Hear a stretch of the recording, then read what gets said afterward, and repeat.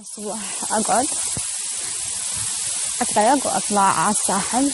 راح أشوفكم الساحل هنا اللي بمنطقتنا هواية ناس، حتى ناس كبار من العمر يطلعون يركضون، ناس تتمرن، ما حد له علاقة بالثاني. وأكو ناس هواية يسألوني انتي شنو ديانتك؟ أنا ما أحب أحكي بموضوع الديانات أبد، بس نزلت ذكرهم على انستغرام كتبت شنو ديانتي. أنا برأيي أقول لو كل واحد فينا يشوف نفسه ويباوع على روحه ويحسن من نفسه أحسن من ينتقد غيره ويفضل ينتقد. أهم شي ينتقد تنسوها، خلوها بوقتكم دائما. الله والله يوفقك إن شاء الله مع هذا التحقيق.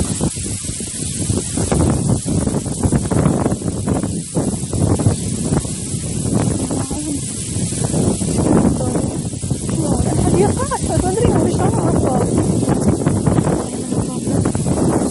بكري ربنا ما حظنا. وهاي منطقتي ليش أحبها ما أدري، جنبي عراقيين هواي أحسن بغداد.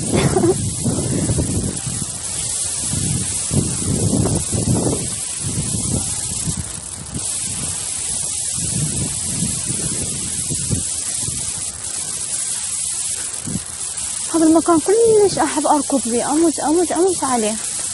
ومرات أقعد بالليل هنا أظل أسولف ويا البحر، أقول له شكو ماكو أخبارك أمورك، خطية القضاء يشكون مرة.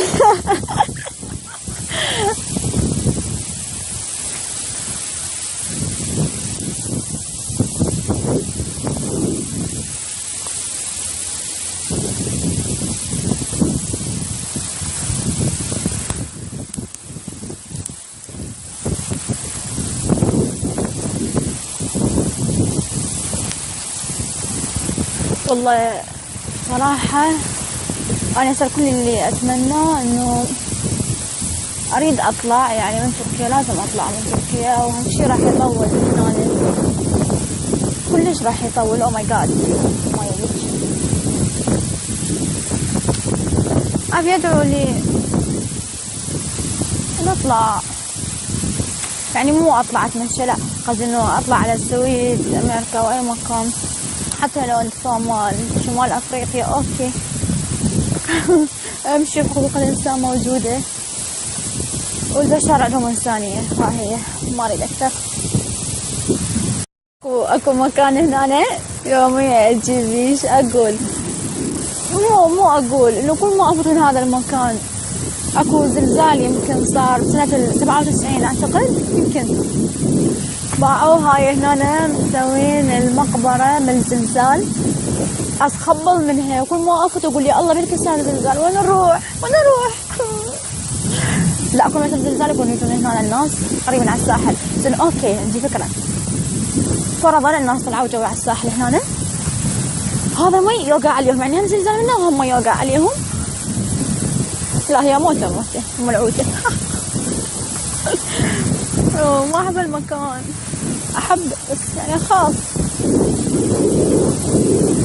باعوا أول ما أجيت على تركيا صارت لي مشاكل هواية ويا ناس عراقيين. ماني حياتي كلها ما أحب أحكي على حد، وبحياتي ما انطيت أصدقائي ولا حكيت عليهم، بس دائما هم يحسون علي وهم اللي يبيعوني مو أني. هنا هواية ناس باعوني وكلها غدرتني، ومع العلم إنه أرفع بيهم قدام هواية ناس حكوا عليهم، هواية ناس قالوا لا مو زين لا تمشي وياهم، بس أنا بالعكس كنت أرفع بيهم وما أخلي حد يحكي عليهم. بس عادي يوم جابني من المقبرة بقى هنا وكل ما أجي أتخيل واحد طلع إيده هيك